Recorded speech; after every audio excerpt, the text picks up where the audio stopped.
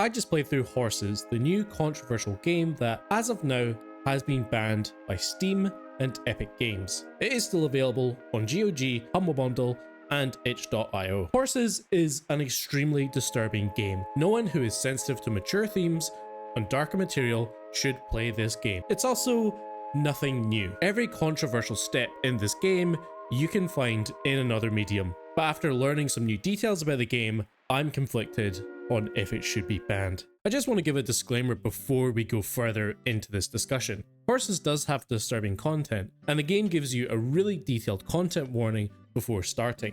I'm not going to be showing any of the graphic content, and anything more risque I will be blurring, as I think the discussion surrounding the game is more important than what the game actually depicts. To anyone who doesn't know what Horses is actually about, you play as a boy who turns 20 years old, whose father has sent to work on a farm for 2 weeks in order to learn hard work. At this point, I'm sure you've guessed or heard that it's not an ordinary farm, as you quickly discover that instead of raising normal horses, they seem to be keeping humans with horse masks on. And not much else. They actually are censored in the game, so you don't see any, of the rest of them directly.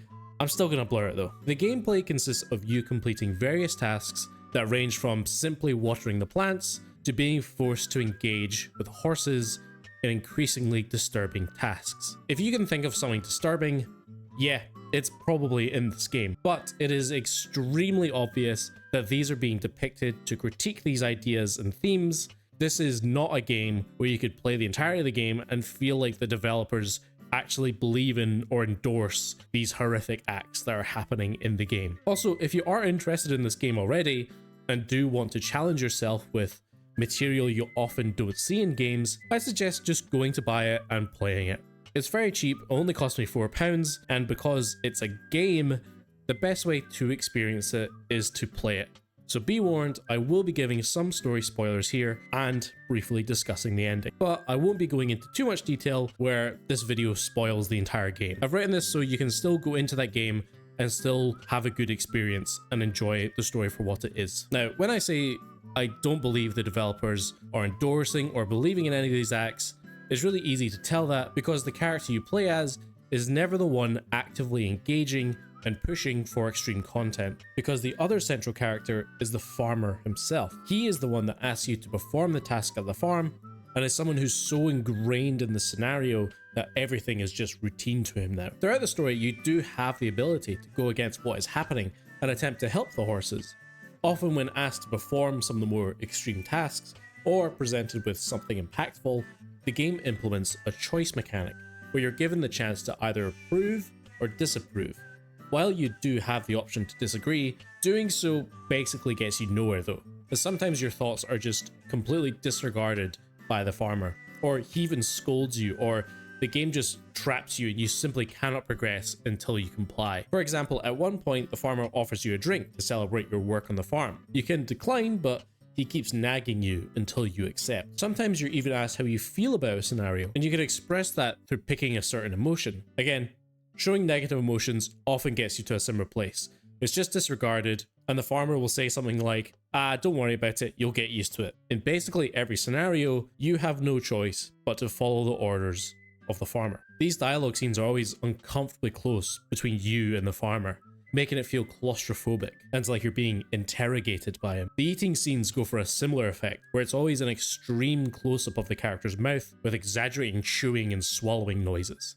The game even includes this in its content warning, and believe me, if you're someone who does get affected by sounds like this, these scenes will probably affect you more than anything else in the game. The game takes place over 14 days, each day bringing a new experience or story beat. You fall into a routine of waking up in bed, eating breakfast, and then often going out to check a list of chores to be completed that day. The chore list lulls you into a false sense of security though. This is not a game where you fall into a repetitive routine. There's a lot of horror indie games where you do a routine job and then something scary happens to break you from that routine. Horses sets you up to expect a similar formula, but it can leave you feeling confused when, for example, you're told to feed the dog every day, but in reality, you maybe do it 3 or 4 times. One day you have to feed the dog and another you don't, with no real reason why. It's a small detail, but it kind of breaks the immersion for me, and I'm assuming this happens just so you can get to the more impactful moments quicker. But I think that consistent routine would allow you to become more engrossed in the story, in contrast when shocking things happen.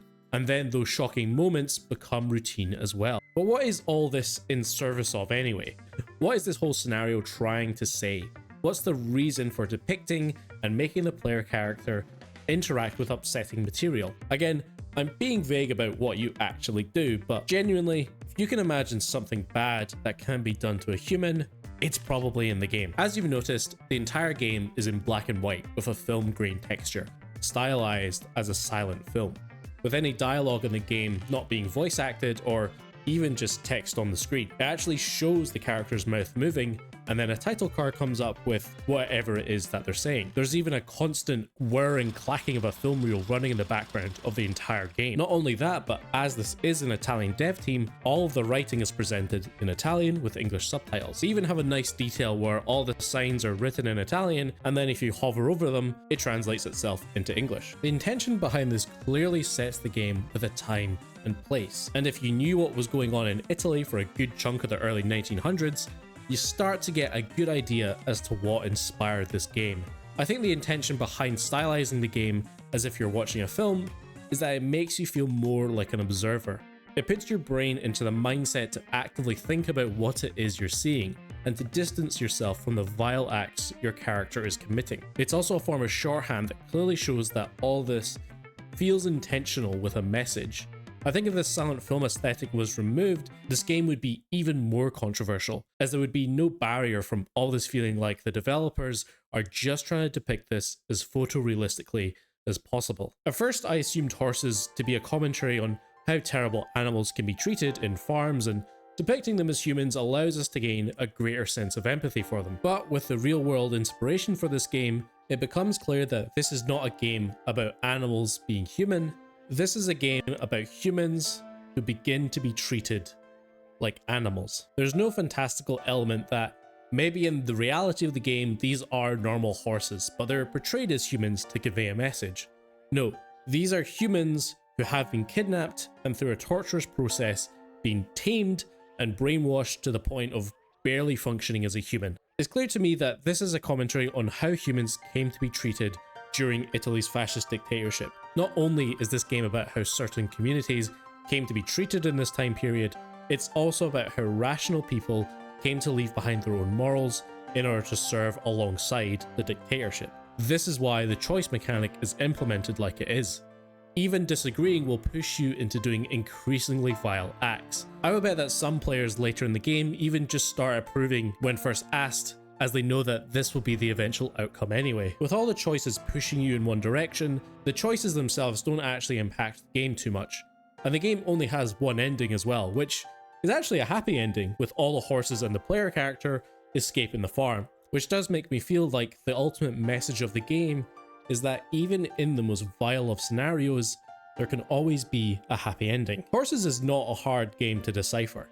It's very obvious what the game's going for. When I finished the game, very little of me was thinking, oh, I wonder what that all meant. The message and intentions of the developer are pretty obvious, and at its core is a very simple story. It's a very clear story about rising up against oppressors, and that even in the most difficult scenarios, you do have a choice, even if it feels like you do not. One of the biggest inspirations for the game, aside from actual history, is undoubtedly Salo, and if you're wondering what that film is like, just go look up what its full name is. Salo is one of the most upsetting and difficult experiences I've ever had watching a movie, except it's hailed as a masterpiece, and it's even in the Criterion Collection. Best date movie on earth. My favorite part of this movie is when So why doesn't its video game's spiritual successor get the same kind of recognition? Well, Salo, like Horses, was also banned upon release, and only gained recognition years later. I have no doubt that in time, Horses will receive its due. The reality of the situation though, even if Horses gets hailed as a classic in years to come, the developer most likely won't be able to reap any of the rewards, as chances are, without being on the widest PC platform, they probably won't be able to recoup costs and continue operating. At first I thought this game came basically from nowhere, but then I realized it's made by Santa Ragione Studios. How do I pronounce Ragione? Pronunciation. But then I realized it's made by a company called Santa Ragione Game Studio, and I had no idea. I already owned multiple games of theirs, which also explored darker material. Nothing as extreme as Horses, but they are an established indie studio who have proven themselves as effective artists, who aren't just being edgy for edgy's sake. I even played one of their previous games, Saturnalia, on stream, if you'd like to see what their previous most ambitious game is like. This was a very interesting game. I don't know if I ever want to play it again. They have a track record for diving into more complex topics and actually having the expertise to back it up. And so if that's all the case, then why has this game been banned? Horses is controversial purely because of the content in it. But to be honest, if you are a horror fan, it's nothing you haven't seen before. There's nothing in this that feels as controversial as I'm sure Salo did upon its release. Well, thanks to an FAQ on the developer's website and this video from ex-Valve developer Jeff Falasek helped me understand the situation further. And from all that, I've got a pretty good idea as to why this game is not going to be on Steam anytime soon and why it probably shouldn't be. Basically, the early versions of Horses was even more boundary pushing. Not because they included more extreme content, it seems to actually be practically the exact same game, but because there is a character who is underage in the game. There's a scene in the game where a father and their daughter come to visit the farm to potentially buy horses from you. In the final game, this daughter is clearly in her 20s, but in an early build, they were younger. Nothing explicitly happens with this character, and making them older changes nothing. They could even be removed entirely and nothing would change. I'm assuming the original intention of this was to convey that indoctrination into hateful and dangerous beliefs happens at a young age, so the most controversial aspects of it becomes normalized very quickly. And if that is the case, I still don't think that character should have been included in the game, and Valve seem to agree because this is the build of the game that Valve saw. And based on this, I would completely understand not wanting to associate with or platform this game. As explained in his video, Chet explains that Valve views games as being live, meaning that if something used to be in a game, what's to say that a developer doesn't just upload a patch and put anything problematic that used to be in the game back in. Now, you could say this about practically any game. Any developer could, if they really wanted to, just upload a patch with borderline illegal content, but it's obviously impossible to monitor every single patch to ever exist uploaded to Steam, so instead of policing everything, it makes more sense that if something Valve disagrees with is detected at any point of the development, the chances of something similar being put into the game are far higher. So it makes sense to take no chances and just eliminate the chances of content that goes against Valve's policies, making it onto Steam. They have a one and done policy. If at any point they find something that goes against their policies, it's never going to be put back on the platform. And having an underage character in a game like this would undoubtedly go against that. Now, Valve does have an adults only tag to hide certain games, and I've seen people argue that because this exists, Horses should have no issue being on Steam as long as it's appropriately tagged. And a lot of those games in the adult tag are really explicit, and no, I'm not showing any footage of it. And I'm sure there's some games in there that are really boundary pushing, but at the very least from a quick glance, everyone appears to be adults. Video games as a medium is in a very infantilized state, and for lack of a better term, this whole medium feels like it's constantly riding with training wheels. There's a great deal of pushback when games attempt to explore more mature themes. This is both an issue with the idea that games should be fun and holds back so many potential experiences, and that people are quick to label a piece of media as endorsing an idea rather than critiquing it. To critique an idea, you need to depict it. Through gameplay, there are so many ways to explore mature topics we often shy away from ourselves because they are hard to confront. To me, I like to explore these darker themes. I feel that by understanding difficult subjects, it allows me to empathize with anyone affected by them. I think that anyone who refuses to engage with subjects that are difficult to process are just dooming themselves to never understanding unfortunately very common and very real issues that affect millions worldwide every day. And in the state that it's in, Horses is a good game, but it's no masterpiece. Animations are incredibly stiff and are often just clearly on a loop with very defined beginnings and ends where you can clearly see where the animation starts. I think it's good to see a game try and push boundaries of what we expect from the medium, especially when it's done for artistic purposes and not depicting upsetting things just for the sake of it and to be edgy. However, I don't blame any platform for not wanting Horses on their digital shelves, and I think it's a really stupid decision for Santa Ragione to include that even in an incomplete build of the game especially when you show that build to the most popular PC game storefront in the world. When something is banned, we have to think about why that is. When books are banned, it's usually attributed to the ideas within it being too dangerous or going against the ideals of whoever slams the gavel on it. Horses doesn't suggest any ideas that haven't been explored in other mediums, and I think that banning is definitely down to the inclusion of a minor in a previous build. Because the other reason something may be banned, especially by a private company, is that the product goes against their policies or could actively damage their reputation